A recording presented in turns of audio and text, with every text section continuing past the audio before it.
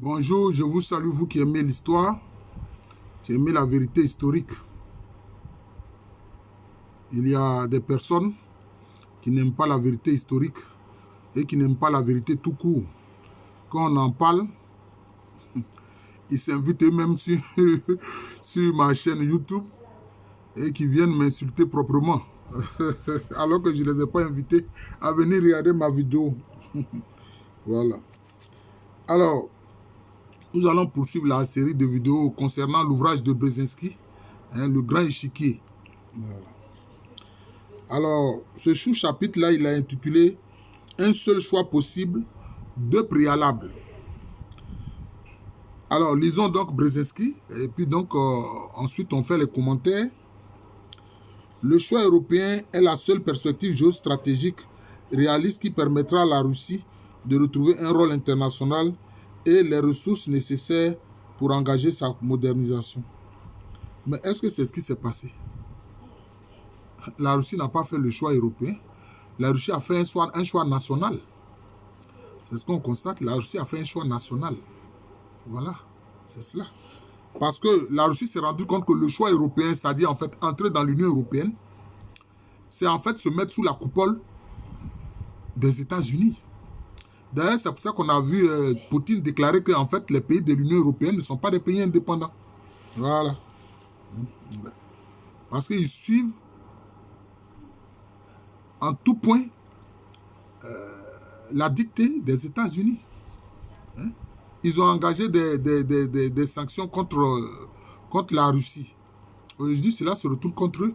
Alors que les États-Unis même achètent encore aujourd'hui l'engrais russe. L'engrais produit par les Russes. Voilà, c'est quand même curieux. Voilà. Par Europe, nous entendons l'ensemble géopolitique uni par le lien transatlantique et engagé dans l'élargissement de l'Union européenne et de l'OTAN. Vous voyez, il fait pratiquement, comment je peux dire ça, une fusion entre l'Union européenne et l'OTAN. C'est-à-dire que quand tu entres dans l'Union européenne, l'aboutissement, c'est d'entrer dans le traité de l'Atlantique Nord. Voilà, c'est ce qu'il dit. Tel qu'il prend tout tournure comme nous l'avons vu au chapitre 3. Telle est l'alliance qui profitera à la Russie et lui évitera de s'enfoncer dans un isolement géopolitique néfaste. Oh non! Est-ce que être dans l'Union européenne et puis avoir des relations très proches avec les États-Unis par l'OTAN, c'est ça qui fait qu'on n'est pas isolé? Aujourd'hui, il raconte que c'est ce que les médias mainstream européens disent encore aujourd'hui, que la Russie est isolée. Mais en quoi est-ce qu'elle est isolée? La Russie a des liens avec la Chine, des liens avec l'Algérie, avec l'Iran. Voilà. La Russie n'est pas isolée. Elle a des liens avec Cuba, elle a des liens avec le Venezuela. Tous les pays qui veulent mener une politique indépendantiste vis-à-vis, libre vis-à-vis des États-Unis, la Russie a des liens avec ces pays-là, c'est tout. Voilà. Du point de vue américain, la Russie paraît vouée à devenir un problème. Si sa faiblesse exclut de la considérer comme un partenaire, les forces qu'elle conserve ne nécessitent pas l'application de soins d'urgence. Pourtant, les Américains peuvent poser sur le contexte actuel en définissant un nouveau cadre qui convaincrait les Russes que leurs intérêts dépendent de leur relation avec l'Europe atlantiste. Oh non, pourquoi? Pourquoi est-ce qu'ils vont aller se mettre sous la coupole des États-Unis? Non. Eux-mêmes, ils ont développé, par la science, par les scientifiques et les ingénieurs qu'ils ont, voilà, ils ont développé des armes très puissantes. Elle est une puissance nucléaire comme les États-Unis. Pourquoi elle va aller se mettre sous la coupole d'une autre puissance nucléaire? Non. Voilà le problème des Américains ici que Brzezinski relate. Ils font comme si on ne peut pas vivre sans les États-Unis. Même si une alliance stratégique solide de la Russie avec la Chine, voilà, mais c'est ça, ou avec l'Iran, a peu de chances de se concrétiser. Or là, il se trompe. Effectivement, ça s'est concrétisé. Effectivement, ça s'est concrétisé. L'Amérique doit éviter de détourner Moscou de son meilleur choix géopolitique. Autant que possible, les États-Unis doivent tenir compte dans leurs relations avec la Chine ou l'Iran de l'impact possible sur les calculs géopolitiques russes. En revanche, refuser d'affronter les illusions de Moscou sur ses choix géostratégiques planétaires ne servira qu'à reculer les décisions historiques nécessaires pour rompre avec le profond malaise du pays. Non. Voilà le problème. Au moment où Brzezinski écrit, c'est encore l'URSS qui est là. Enfin, l'URSS courra à sa fin. Voilà, mais c'est comme s'il confond l'URSS et puis la Russie. Mais effectivement, la Russie, c'était l'État à l'intérieur de la fédération des républiques socialistes soviétiques. C'était la Russie qui était le pays le plus puissant. Enfin, je peux dire la république la plus puissante, ça c'est clair. Voilà. Et aujourd'hui, elle le montre. Elle le montre. L'expansion économique et géopolitique européenne s'accompagne de la mise en place d'un immense réseau d'échanges qui facilite le développement du commerce, des communications, des mouvements de capitaux et de l'éducation. La Russie doit accepter cette réalité nouvelle dont elle peut tirer parti. Or non. La Russie s'est rendue compte que non, elle ne peut pas tirer parti de cela. Et qu'au contraire, cela va l'enchaîner. Voilà, cela va l'enchaîner. C'est ça, c'est ce qui s'est passé. En s'engageant dans cette direction, la Russie n'aura à terme pas d'autre choix que celui d'imiter le cours suivi par la Turquie, kémaliste, qui, rompant avec les ambitions impérialistes de la période ottomane, s'est engagée sur la voie de la modernisation, de l'européanisation et de la démocratisation. Or non. Même concernant la Turquie, qu'est-ce qui s'est passé? Depuis des années, la Turquie réclame son appartenance. Enfin, la Turquie voudrait faire partie de l'Union européenne, ce que les Européens ont refusé. En disant que oui, que la Turquie n'a pas une culture européenne, entendre par là, entre guillemets, chrétienne. Ce qu'ils ne sont même pas en réalité. Vous voyez? Mais c'est vrai, la Turquie est dans l'OTAN. Mais la Turquie, dans l'OTAN, là, mène une politique tout à fait indépendante. C'est ça, avec le président Erdogan, c'est ce à quoi on assiste aujourd'hui. Et Erdogan ne s'embarrasse pas de gêne pour avoir des relations très étroites avec la Russie de Poutine. Voilà les faits. C'est ce à quoi on assiste. Voilà. Donc sur ces points-là, les prédictions de Brzezinski n'ont pas été justes. Ce que l'Europe moderne, riche et démocratique alliée à l'Amérique peut apporter à la Russie, aucune autre voie ne peut le lui offrir. Ça, c'est pas vrai. Ni l'Europe ni l'Amérique ne constituent une menace pour la Russie tant qu'elle développe un État national et démocratique sans visée expansionniste. Mais pourquoi est-ce que vous donnez le droit d'avoir de l'expansion et pas la Russie? Pourquoi? Voilà, c'est cet européocentrisme et états-uniscentrisme-là qui fait problème. Toutes deux respectent son intégrité territoriale alors que la Chine pourrait un jour exprimer ses convoitises.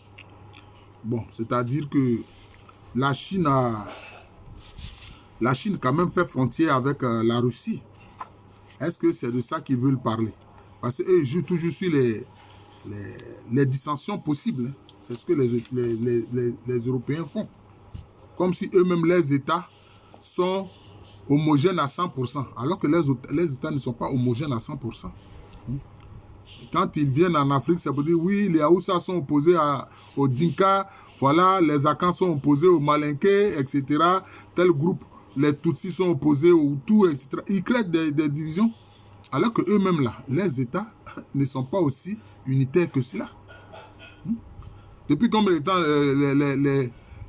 comment on appelle ça? Au sein de la Grande-Bretagne, les Écossais veulent être indépendants. Depuis combien de temps les Basques veulent être indépendants et de la France et de l'Espagne? Depuis combien de temps les Catalans veulent être indépendants de l'Espagne? Voilà le problème.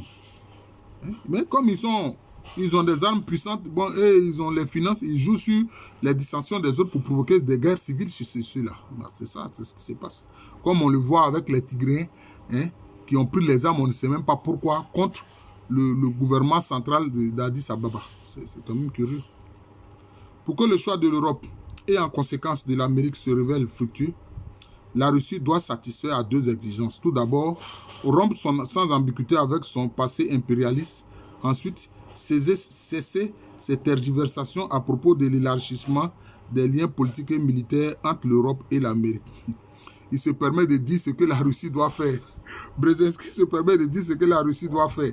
Mais ce qu'il oublie, la Russie en tant qu'État n'a jamais eu une politique impérialiste. Mais c'était l'empire des tsars. Ça fait deux choses différentes. En ce moment-là, c'était l'empire avec l'empereur, le tsar qui était un empereur. C'est pour ça qu'on parlait de le tsar de toutes les Russies. Maintenant, après le tsar et l'empire tsariste, qui vient?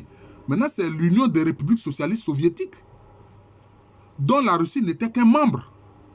Vous voyez? Voilà le problème. Donc, quand on lit un ouvrage là, si on n'a pas ce background historique, on a des problèmes à comprendre et à bien analyser. Voilà. Maintenant, après la chute de l'Union soviétique, bon, beaucoup de pays qui étaient à l'intérieur de l'Union soviétique sont devenus indépendants, dont la Russie elle-même. Donc, elle est devenue indépendante. Bon, elle ne mène pas une politique impérialiste. C'est pas vrai. Donc, on voit ici que ce que Brzezinski dit, il confond la Russie et l'Union soviétique. Il confond la Russie et l'empire des tsars. Voilà le problème. L'empire des tsars ne se limitait pas seulement aux zones où il y avait des populations russes, mais ça allait au Kazakhstan, au Tadjikistan, etc. C'était très vaste l'empire des tsars. C'est de ça qu'il s'agit. Voilà. Pour se conformer à la seconde exigence, la Russie doit faire face à deux réalités.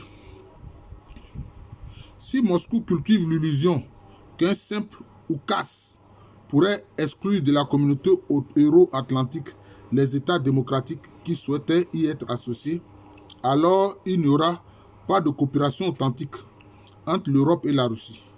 Rien n'oblige à forcer le rythme de l'élargissement et rien ne justifie de l'accompagner d'une thématique anti-russe. Mais aujourd'hui, on a vu ça. Beaucoup de pays qui sont sortis de l'Union soviétique ont une politique anti-russe. On l'a vu notamment en Biélorussie. Je dis pardon, en Biélorussie, pas en Biélorussie, mais en Géorgie. En Géorgie, avec Saakachvili. Vous voyez, c'est ce qui s'est passé. Et aujourd'hui, cette politique anti-russe, c'est ce qu'on voit en Ukraine.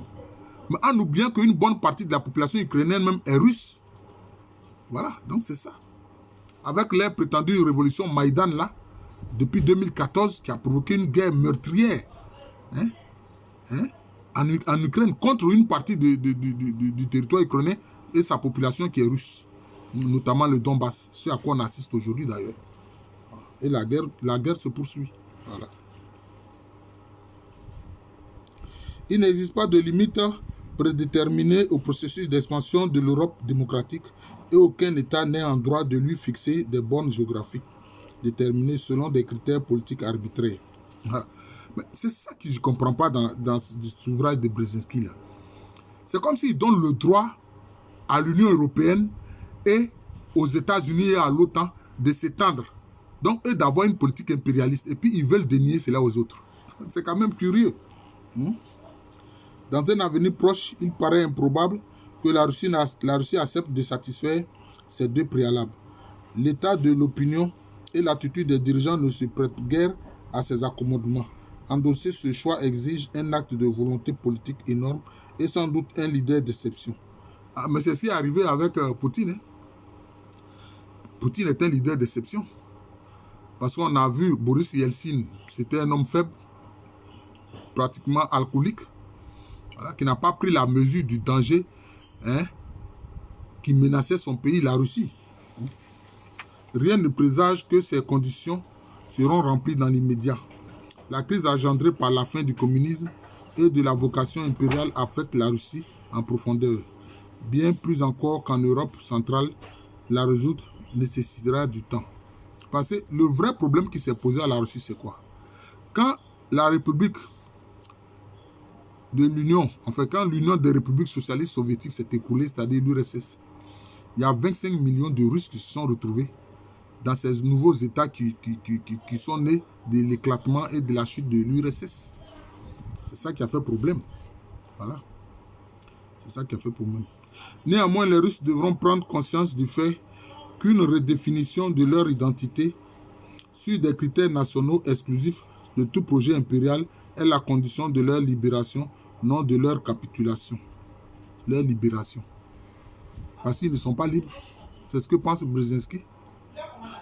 Mais ils sont très riches, ils sont très libres.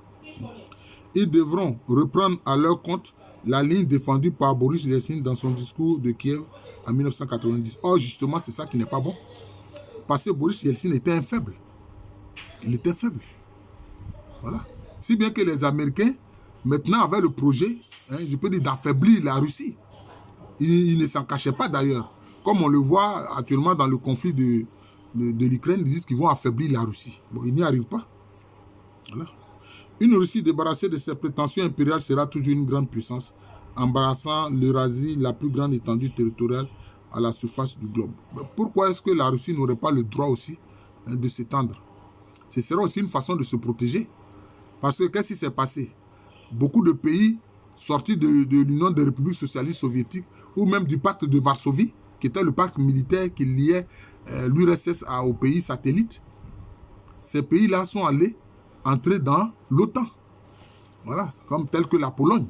Ils sont allés entrer dans l'OTAN. À partir de ce moment-là, bon, la Russie doit se donner les moyens de se protéger. Et c'est ce que Poutine a fait. C'est ce que le président Poutine a fait. Voilà. Il parle même, bon, il parle même de la redéfinition de l'identité russe. Et la question de ses frontières, etc. Bon. Voilà. Avant même d'aboutir, les partenaires de cet accord devraient explorer les axes possibles d'un futur système continental de sécurité et de coopération plus formalisé que la structure lâche de l'Organisation pour la sécurité et la coopération en Europe. D'ailleurs, cette organisation, la Russie faisait partie, mais la Russie s'est retirée.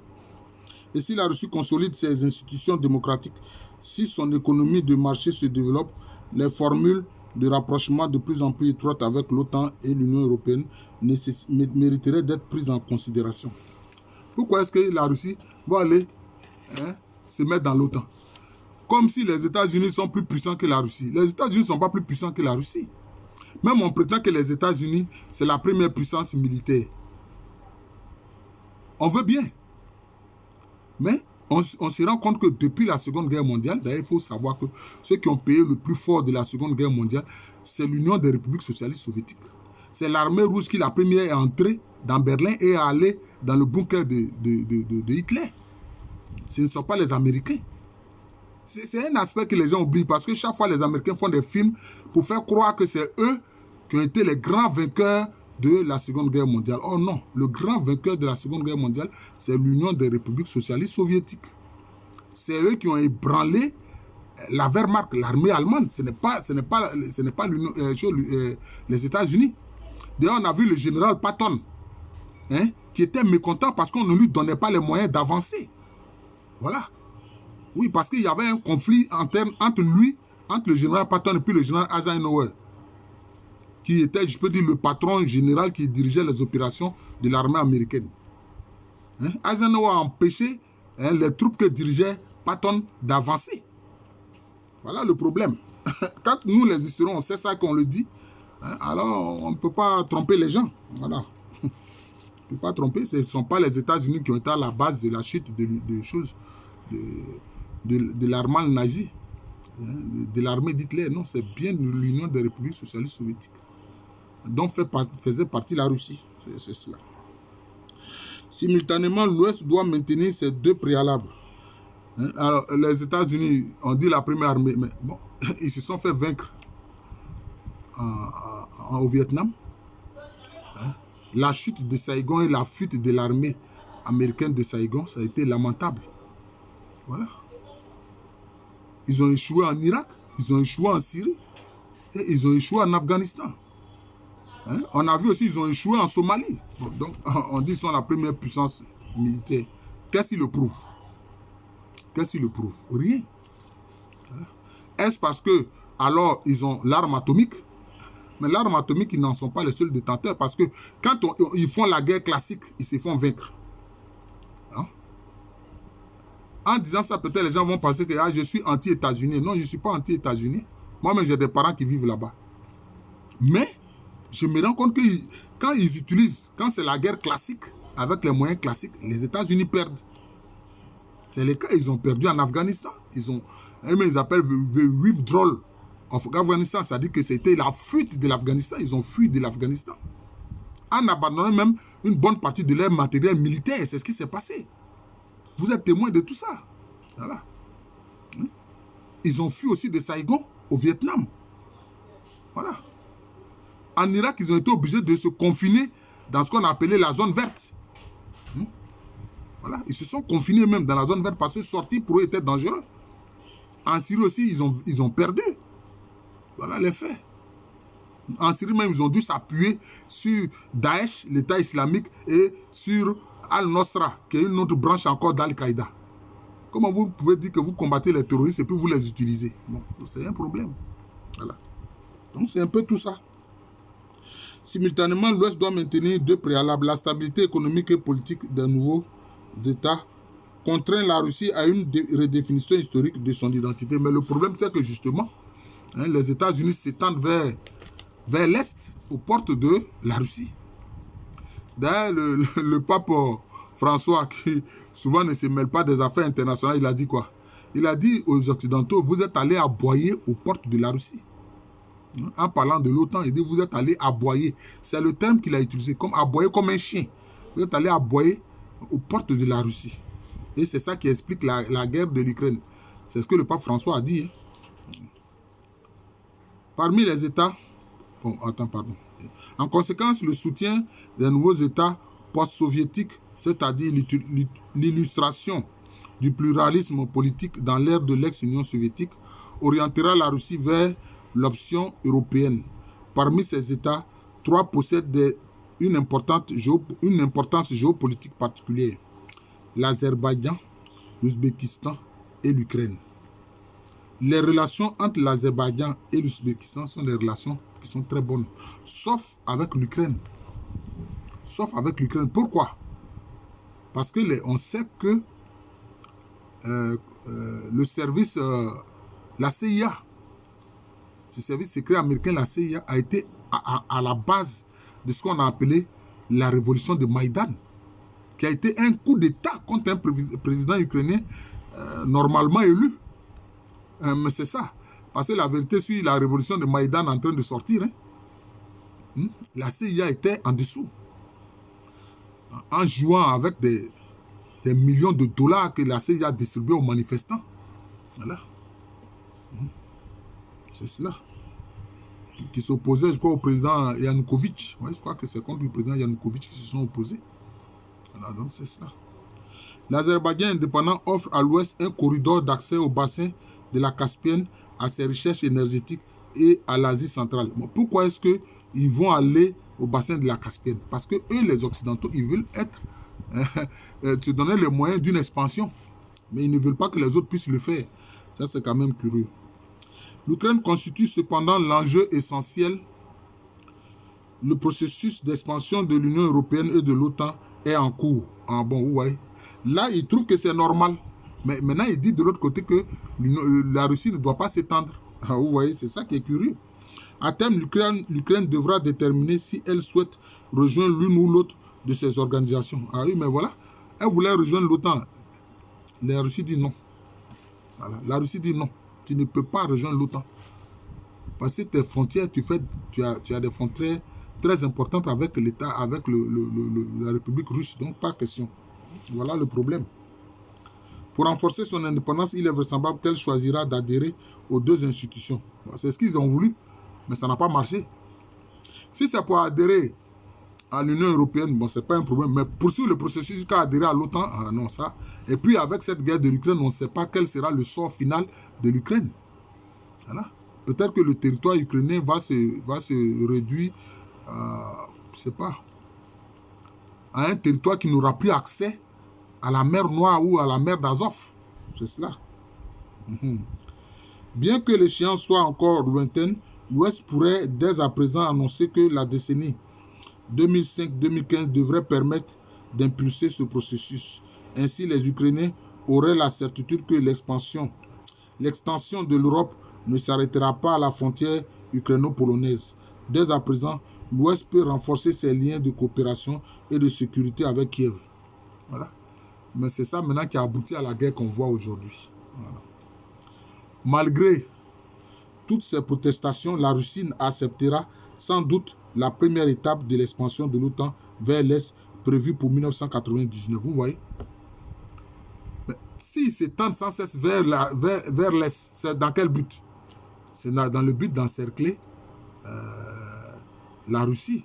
Puisque chaque fois qu'un pays de l'Est, de l'Europe de l'Est, intègre l'OTAN, l'OTAN y installe des troupes et puis du matériel militaire. Voilà le problème. Un véritable gouffre culturel et social s'est creusé entre elle et les pays candidats depuis la chute du communisme. Ainsi, n'a-t-elle aucune raison de s'entêter dans une cause perdue. En revanche, l'intégration, il dit une cause perdue. Mais la Russie n'a pas perdu. Voilà. Actuellement même, on le voit. Si ça continue ainsi, si les Occidentaux continuent de fournir des armes aux Ukrainiens, comme le président Biden a dit qu'ils vont se battre jusqu'au dernier Ukrainien. C'est-à-dire que les États-Unis font une guerre par procuration à la Russie. Ouais. Pour ne pas dire tout l'OTAN, parce qu'on les voit, ils fournissent sans cesse des armes aux Ukrainiens. Et une bonne partie de ces armes-là se retrouvent dans un trafic. J'ai entendu un géopoliticien français le dire. On ne sait pas, il dit au moins 30% de ces armes-là se retrouvent sur le marché noir des armes. C'est grave. C'est très grave. Aussi n'a-t-elle aucune raison de s'entêter dans une cause perdue, ou bien au contraire. En revanche, l'intégration de l'Ukraine bouleverse les certitudes les plus enracinées. L'admettre, c'est reconnaître que le destin de ce pays ne dépend plus d'un lien organique avec la Russie. Bon. Vous voulez séparer, ils veulent séparer l'Ukraine de la Russie, alors que l'Ukraine a plus de liens historiques avec la Russie qu'avec n'importe quel autre pays. Est-ce que l'Ukraine a plus de liens historiques avec les États-Unis qu'avec la Russie? C'est n'importe quoi ce que dit Brzezinski ici. Et lui-même, il avoue bien que leur objectif, c'était de faire en sorte que l'Ukraine entre dans l'OTAN. C'est un objectif politique qui existait depuis longtemps. Voilà, donc c'est un peu ça. La survie de l'Ukraine comme État indépendant suppose qu'elle s'arrime fermement à l'Europe centrale et s'émancipe de la région eurasienne. C'est-à-dire qu'il veut dire de la Russie. La Russie ne peut pas être en Europe si l'Ukraine n'y est pas, alors que l'Ukraine peut y être sans la Russie. Mais pourquoi? Pourtant, l'Ukraine a une importante frontière avec la Russie. Vous voyez, parce que c'était un objectif géopolitique des États-Unis. On doit souhaiter que les liens entre l'Europe élargie et la Russie dépassent le cadre des relations bilatérales et s'orientent vers une coopération plus organique dans tous les domaines. Bon. Prévoir le rythme de ce processus est impossible. Une seule certitude, il sera accéléré si le contexte géopolitique permet d'éloigner la Russie d'autres tentations. Quand la Russie a des ambitions, ce sont des tentations. Plus vite elle se tournera vers l'Europe, plus tôt le trou noir eurasien sera comblé par une société moderne et démocratique. Déjà, le choix européen n'est plus une simple alternative géopolitique, mais un impératif de survie. Oh, c'est pas vrai. La Russie s'est donné le moyen de survivre. Je vais conclure par là, parce que je peux dire par ce commentaire. La Russie s'est donné les moyens de survivre. Avec, aujourd'hui, ces missiles, parce qu'elle a vu qu'au niveau des avions de combat, elle ne peut pas rattraper son retard vis-à-vis des États-Unis. Mais elle a mis l'accent donc sur les missiles de longue portée. Et elle a développé donc des missiles hypersoniques. Des missiles hypersoniques qui sont très difficiles à détecter. Et c'est sur ce point-là qu'elle tient tête à tout l'OTAN. Et l'OTAN ne peut rien faire. Mais il y a eu une guerre contre la guerre de l'OTAN contre le régime du président Bachar Assad de Syrie. La Russie a soutenu Bachar al-Assad. Et l'OTAN n'a pas pu vaincre Bachar al-Assad. Ils n'ont pas pu. Vous voyez? Donc on voit déjà sur certains terrains d'opération, ils n'arrivent pas à vaincre la Russie quand la Russie intervient. Ça a été la même chose au Venezuela. Ils ont voulu faire tomber le président Maduro, Nicolas Maduro. Ils ont envoyé des troupes directement contre le président Nicolas Maduro, des mercenaires états-unis, mais ils ont échoué. Parce que les Russes étaient sur le terrain au Venezuela. De même que quelques Chinois, d'ailleurs, quelques instructeurs chinois. Donc voilà le problème. Voilà, je vous remercie. Je suis le professeur Alou Kwame René, professeur titulaire d'histoire à l'université Félix Faure, une université qui est à Abidjan, c'est à Cocody, c'est en Côte d'Ivoire, un pays situé en Afrique de l'Ouest.